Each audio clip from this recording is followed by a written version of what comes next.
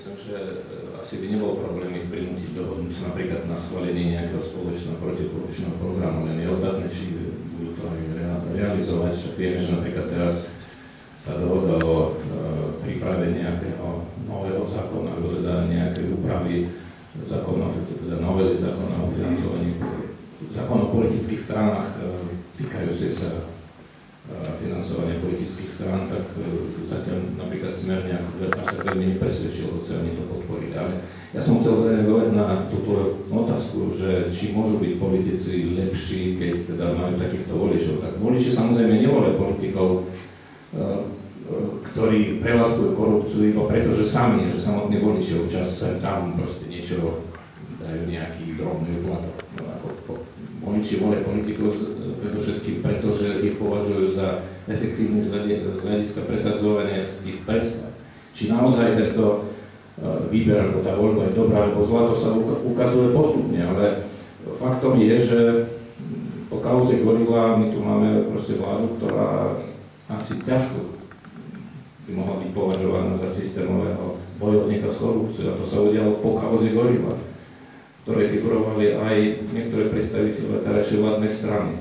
A samozrejme, že ich voliči nevolili ich, pretože im nevadilo im to, bohužiaľ nevadilo im to, že ich predstaviteľe tejto strany tam figurovali, ale oni ich podporili z iných dôvodov. Možno, že v tomto prípade, nie že možno určite korupcia nezohrávala až takú veľkú úlohu, ale predovšetkým tie sľuby, proste sľuby silnej sociálnej politiky, samozrejme to, ako politici tejto strany sa prezentujú ako obrancovia národných záujmov a tak ďalej. Toto všetko sa posúdilo viac, že treba to posudzovať v kontextoch. No a samozrejme kontext je aj taký, že ako som uvedol, to obdobie viac než 20-ročné, počas ktorého tá spoločnosť sa v podstate preformatovala vo všetkých oblastiach, možno najmenej v oblasti súdnictva, bohužiaľ teda justície, už z akých dôvodov môžeme o tom tiež uvažovať, ale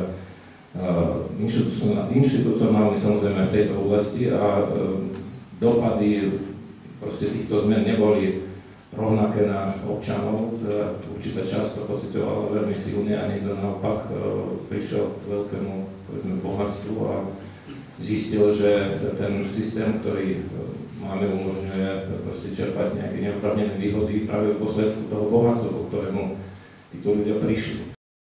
Nejaké systémové riešenia práve predpokladajú naozaj radikálne kroky, ktoré sa týkajú postavenia politických strán, teda systému ústavnom, v politickom systéme, zdroje obživy politických strán a tak ďalej, tak ďalej. No je to veľmi možno pre samotné strany nepríjemná diskusia, pretože ešte raz opakujem, ja nepovažujem všetky strany za rovnaké. Dokonca ak pripustíme, že každá strana niečo má, ako povediac, za ušami, tak výsledky ich politik v sociálnej, ekonomickej oblasti, v oblasti demokracie samozrejme sú odlišné, pretože my sme tu mali v podstate za tých 20 rokov dva typy politických reprezentácií. My sme tu mali demokraticky orientované, protokolové orientované, v podstate modernizujúce v globálnom pohľade politické reprezentácie a mali sme tu tých politikov, ktorí v podstate tú krajinu brzdili, ťahali dozadu a naozaj spôsobovali veľké problémy. Ja viem, že je to trošku schematické delenie, ale to stredanie vlád a potom výsledky ich politik jasne svedčí o tom, že boli tu také vládne garnitúry, ktoré robili ekonomické reformy, ktoré v podstate zabezpečili viac menej v porovnaní samozrejme s menej úspešnými transformujúcimi sa krajinami slušnú životnú úroveň. Slovensko je pomerne chudobná krajina, ale nie je to krajina, ktorá sa dá hovoriť, povedzme, o krajine nejakej ekonomickej mizérii. Vieme, že niektoré krajiny dopadli oveľa horšie, no a keby sme tu mali dlhšie povedzme, pôsobenie niektorých politických síl, napríklad toho zoskupenia, ktoré tu vládlo v roku 90, do roku 98, tak by sme možno boli v horšej situácii než Bielorusko. Tak mňa by zaujímal skôr taký váš osobný pocit z politiky. Hovorím, že ste tam roky. Ako by ste to dnes hodnotili, že aké to je byť tam? Tak už nebudem hodnotiť ja sám seba, alebo ja vždy hovorím, že je dôležité, aby aj voliči a ľudia hodnotili politikov, pokiaľ sa dá podľa skutkov. Keď hovorím o boji proti korupcii na rôznych fórach, najmä na školách, na vysokých stredných, tak vždy dávam také upozornenie na úvod, aby ľudia, keď počujú politikov rozprávať o boji proti korupcii boli obozretní a opatrní, lebo aj tí najskorumpovanejší politici radia často hovorí o tom, ako je potrebné s korupciou bojovať. A preto je potrebné posudzovať viacej tie skutky. To je podľa mňa tá kľúčová vec. Skôr tak máš pocit z tej politiky, že ten život, to zmýšľanie, tie činy, tie... Budem veľmi otvorený. Ja mám z politiky dosť blbý pocit. Keď sedím v parlamente niekedy, tak už sa mi párkrát stalo, som si povedal, či to bude šlaka robiť. Poviem na konkrétnom príklade napríklad, ale niekedy to podľa mňa zase dáva zmysel, nech sa to vyznelo skepticky. Zmysel v tom, že sa dajú robiť konkrétne kroky, ktoré predsa len zväčšujú priestor pre spravodlivosť. Keď som bola spravodlivosti, tak sme založili a zriadili špeciálnu prokuratúru. Umožnili sme využívanie koronných svedkov pri zločinských skupinách. Urobili sme nové trestné kodexy. To malo obrovský efekt, lebo sa napríklad na Slovensku, ako príklad poviem, od roku 2002 do minulého roku znížil počet násilných trestných činov na polovicu. To je nepredstaviteľné čísla, to sú aj tisíce násilných trestných činov, čo znamená, že tie zmeny uchránili možno stovky ľudských životov, možno tisíce ľudí od tragédie násilného zločinu. Čiže teraz do parlamentu prišiel decembrí zákon, a to je to, čo hovorila pán Mesežníkov, že už si oligarchovia vedia kúpiť legislatívu, ktorý mal taký veľmi prozaický názov. A ten zákon sa volal novela zákona o obnoviteľných zdrojov energie. Energetická vec. Mňa skontaktovali aj pani poslankyni Janu Žitňanskú ľudia z energetického sektora, ktorí nás upozornili na to, že je tam jeden novelizačný bod, bol to bod 7, ktorý zvyšuje podporu pre paloplynové cykly z 200 na 300 MW. Ja som rád, že viem, čo je megawatt. Ja nie som energetik. Ale oni nás na to upozornili, že to znamená, že parafínový cyklus v Bratislave, vlastne dnes Pentou, by na základe tejto malej zmeny získal 30 miliónov eur každý rok 15 rokov. Takmer 0,5 miliardy eur za 15 rokov, na to, čo by zaplatili odberatelia elektriny, bežní domácnosti, podniky. Keď som to v parlamente otvoril, tak zrazu z toho vznikol veľký škandál, lebo samozrejme, že ani minister na to nevedel odpovedať, minister hospodárstva, ani poslanci. A potom sa k tomu pridala celá opozícia, čo je fajn, a nakoniec to smeráci v januári tento bod museli z parlamentu stiahnuť. Čiže má to niekedy zmysel. To by som bol nerád, aby to vyznelo, že nič sa nedá urobiť. To celé akože v zásade to je beznádejné. Nie. Dajú sa robiť konkrétne kroky. Ja v tomto nie som nejaký skeptik. Myslím si, že je to váš veľká tragédia, že ten horný 1%, 10 000 ľudí a stále vás neužíva ako jeden veľký blh, jeden veľký parazit, ktorý cúca krv tejto krajiny. A ináč poznám dlhý roky Martin Bartol, ktorý náhodou je člen strany pána Lipšicovi. Není člen? Nie náhodou. Nie náhodou. Ale Martin pred niekoľkými rokmi hovoril, že vieš čo, že z toho Slovenska tak mohol byť Švajčiarsku, ale bohužiaľ sa tak rozkrádne, tak vymýšľa z nezmyselné tendere a rozkrádené peniaze. Som napríklad súčasnej vlády. Samozrejme, že to gorilo sme si všimli, že často nie je až taký veľký rozdiel medzi pravicou a ľavicou strany, ale z toho smeru, čo najviac ma irituje, že ako minimálne štátotvorné myšlienky a nápady, že ako dopredu, ako riešiť niektorý problém a maximálne úsilie, že ako zbohatnúť, aké kšefty vymyslieť a tak ďalej. To je cesta do pekla. Ja som čoraz viac smutný z toho, aj za Radičovej vlády, že čo jej robili Mikloš a Zurinda, ten pekný tandem. Ja naozaj, ja myslím, že ako pán Lipšic, ja vidím to ako naozaj posledný nádej. Ak Fico naozaj má 8 rokov vládnuť a naozaj nikto iný ho nevie postaviť ako 700 statočných v týchto politického systému, čo máme, Ja neviem, čo nám zostane po 8 rokov. Máme už teraz nejaký mýto za 30 rokov a diaľnice do neviem kedy, už podpísané dohody, no a čo ešte vymyslia, keď majú 8 rokov. Tak 90 rokov bol zrušujúci mesto Slovensko, lebo každý mal pocit, že predsa tá krajina sa etabluje, všetko sa buduje od dole hore. A je to žrúšujúce byť súčasť toho všetkého. Je to žrúšujúce, keď 25 000 ľudí sa zhromažujú a idú do ulic a kričať, že dosť bol Mečiara a som tu nikdy nezažil v Kanade.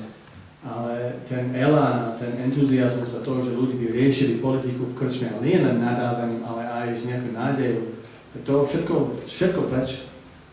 A naozaj tu teraz zostalo zo pár zúfalcov, ktorí hovorí, že ešte treba s tým zabojovať. Ale tá skepsa u väčšinou ľudí je tak silný, že neviem, či sa podarí zmobilizovať ľudí a ešte raz do boja, ešte raz veriť a ešte raz. Naozaj myslím si, že je to posledná šanca. Treba povedať, že nie je to až tak zlé. Je ešte zo pár minút do polnoci. Neviem, možno som skeptický, možno mám deformovaný pohľad na veci, lebo hrávam v špíne toľko. Ako novinára, ale ja si myslím, že je to 2:30 ráno. Proste z hárskych svetov išli domov a žijeme v normalizácii. Proste začiatkom Ficovej dobe, čo môže kľudne trvať 8 rokov. A presne ako hovorí ten pán, že už stačilo tie vágne frázy o tom, ako treba zmeniť, treba byť lepšie. Ja ako nový politik, ja by som dal nie len stranické dáry na internete, ja by som dal celé účtovníctvo tej strany. Každý jeden korun, čo dostaneme, kam to ide, komu platíme, koľko mu platíme a ak nechce, aby bol ten jeho plat na internete, tak nebuď člen tejto strany. Nemám rád svoj hlas, keď rozprávam cez mikrofón. Zniem ako kačka, teraz sa Nám sa páči. Trošku sa divím nad tým, že ste povedali, že kríza je úžasnou situáciou pre zmenu a pre väčšiu demokratizáciu, tak neviem, čo by na to v tom 29. roku povedali, v tom Nemecku, no to sa moc nedemokratizovalo vzhľadom na tú krízu. A čo sa týka, sa trasie ruka, no, čo sa týka vašeho konceptu, pán Lipšic, tej demokratizácie a voľby generálnych prokurátorov, sudcov, nemyslíte si, že vývoj okolo protestov Gorila je najlepším dôkazom toho, že tí ľudia ako že im to moc nejde takto a že by zvíťazilo také nejaké šialené jakobínstvo, ktoré by na druhý deň ako povedalo, že teraz ako dáme do basy všetkých, čo majú viac ako 20 000 eur proste. Takže pripadá mi, že ako na konzervatívca veľmi dôverujete masám. Ja skôr dôverujem ľuďom. Teraz poviem to tak, a tá dôvera je založená aj na skúsenosti, ktorú Slovensko má v posledných desiatkách rokov. V modernej histórii Slovensko stálo dvakrát na nejakej zásadnej križovatke a podľa mňa bude stáť za chvíľu znovu. Dvakrát to bolo jednak v roku 89 a potom v roku 98.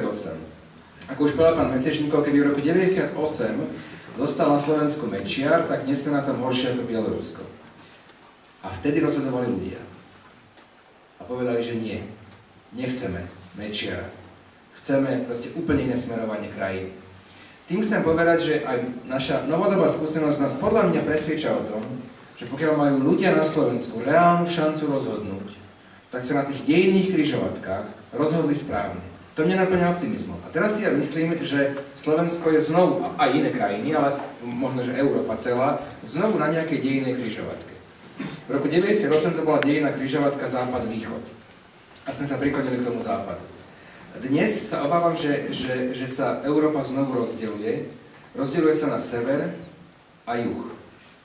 Ako by vznikala nejaká nová, nazvem to, ekonomická železná opona medzi severom, ktorý má prosperujúcu ekonomiku, nízku mieru korupcie, vymožiteľnosť práva, fungujúcu justíciu, a juhom, ktorý má veľmi slabovýkonnú ekonomiku, vysokú mieru korupcie, veľmi vplyvných oligarchov a tiež má skorumpovanú justíciu a spoločnosť. Sú krajiny, ktoré sú zjavne na tej strane severu, Nemci, škandinávske krajiny, sú krajiny, ktoré sú zjavne na strane juhu, Grécko, Rumunsko, Bulharsko, Cyprus, možno Taliansko. A potom sú krajiny, ktoré sú niekde na hranici a závisí od nich, ktorým smerom, ktorou cestou pôjdu. Poviem to na troch veciach. Krajiny severu v čase krízy znižujú dane, podporujú malých a stredných podnikateľov, majú fungujúcu justíciu. Krajiny juhu zvyšujú dane, podporujú silných oligarchov, ktorí potom svoj kapitál aj tak vyvezú niekam do Karibiku a majú skorumpovanú justíciu. A preto si myslím, že Slovensko je znovu na nejakej dejinnej križovatke, ale som presvedčený o tom, že pokiaľ tej dejinnej križovatke budú môcť ľudia slobodne rozhodnúť, kam Slovensko bude smerovať, tak sa znovu nakoniec rozhodnú správne. Áno, kríza, máte pravdu, je aj rizikom z hľadiska extrémov, extrémistických hnutí, či ľavicových alebo pravicových. A vidíme to dnes, napríklad na tom Grécku, kde sa výrazne posilnili extrémy, ľavicové aj pravicové. Práve preto si myslím, že ak chceme Slovensko posunúť k tomu severu pomyselnému európskemu, tak musíme robiť politiku, alebo teda verejný život spôsobom, ako to robia severné krajiny. A to sa týka samozrejme vo veľkej miere aj stavu korupcie, lebo ako bolo správne spomenuté, korupcia nie je len nejaký teoretický fenomén, že korumpovať sa nemá, alebo to sa nepatrí. Korupcia priamo ovplyvňuje status krajín, ekonomickú situáciu, zamestnanosť v krajine. Čiže to má úplne priamu súvislosť s tým, aké konkrétne životy ľudia a tá väčšina slušných ľudí žije. Ale, znovu zopakujem, dejinná skúsenosť posledných 23 rokov ma naplňa optimizmom v tom, že vždy na tej križovatke dejín, pokiaľ ľudia na Slovensku mali šancu rozhodnúť svojim hlasom, slobodne, rozhodli sa správne. Mali varovný prst a v roku 98 sme mali trošku iná situácia. Sme mali premiér, ktorý robil strašne veľa vlastných gól, vrátane únos, vrátane vražda Remiaša, vrátane márne referenda, vrátane pozvanie Gérard Depardieu a Claudia Schiffer na Slovensku. Proste on to prehral a dokonca on to ani neprehral. On vyhral tie voľby. No, hej, ale áno, ľudia rozhodli aj na základe toho, že 84 ľudia volili, 80% volili. A to bol tiež výsledok toho, že strašne veľké peniaze prišli zo západu, podporili mimovládny sektor a presvedčili mladým ľuďom, že predsa ide o kľúčový moment pre Slovensko. No, teraz máme premiér, ktorý určite nerobí tie vlastné góly a nemáme žiadne skoro peniaze zo západu a ani nemáme prečo, lebo oni nám vnímajú ako štandardné demokracie, ktorí nepotrebujú pomoc. A máte pravdu, sme na križovatkách, ale myslím si, že teraz je skôr na našich politikov, aby to nebrali tak ľahko vážne ako Dzurindovci vtedy, že stačí byť len trošku lepšie. A môžeme vlastne nechať tie korupčné mechanizmy tam, kde sú, ale len to trošku lepšie skrývať. Treba byť podstatne lepšie, treba byť úplne otvorené a brať to absolútne smrteľne vážne, lebo ak nie, tento súboj prehráme. Ďakujem pekne. Za chvíľu budete mať posledné slovo, ale predposledné slovo bude mať ešte niekto iný. Ja nepoznám veľa sudcov, ale poznám jedného a som rád, že poznám Petra Hančiara, ktorý je čestný sudca, ten chce niečo. Tak Peťo, dám ti aj mikrofón.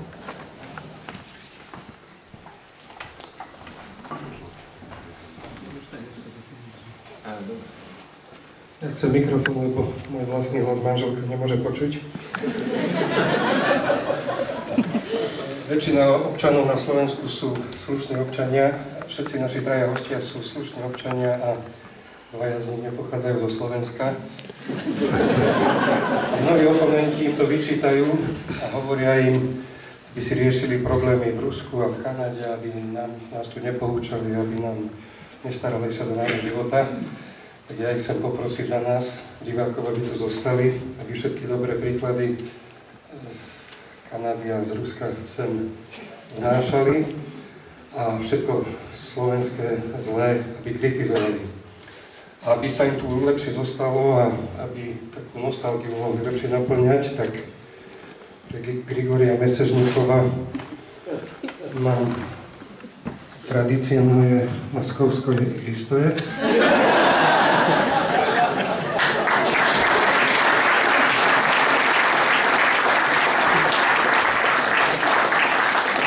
Mám Nicholsona na voľavú dušu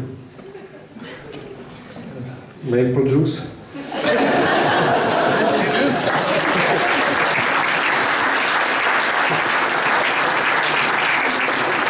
Daniel Lipšic, tento má ťažšie, toho vytesňujú aj kresťania, aj mu vyčítajú oponenti, najmä v oblasti justície a spravodlivosti, aby som nezavádzal tie americké príklady. Keďže omšové víno som už nezvolil dneska v sobotu, tak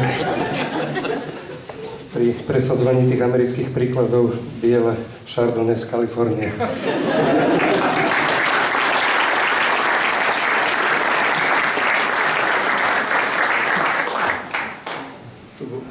Tu nebola otázka.